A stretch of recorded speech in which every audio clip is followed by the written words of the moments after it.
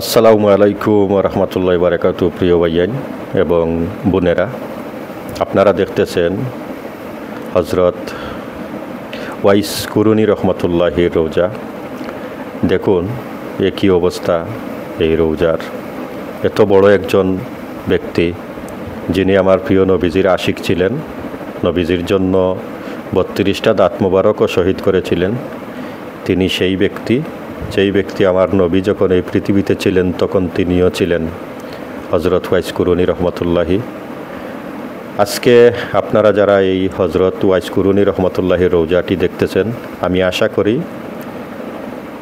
এই আইডিটাকে আপনারা ফলো করে রাখবেন, যারা সবসময় দেখতে চান এই ধরনের জায়গা, এবং ভিডিওটাকে শেয়ার করে সবাইকে দেখার সুযোগ করে দিবেন। এটি আমি আপনাদের কাছে জোর দাবি করি। তো প্রিয় বন্ধুরা, হজরত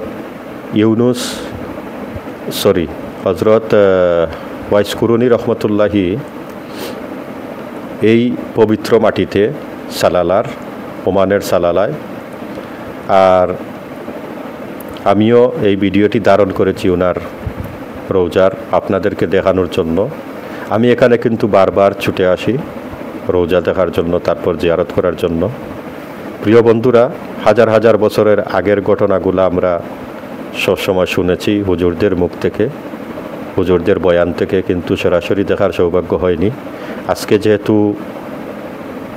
সৌভাগ্য হয়েছে, তাই আমি আপনাদেরকে দেখানোর চেষ্টা করতেছি। ইনশাআল্লাহ আপনারা আরও বেশি বেশি করে দেখতে পারবেন।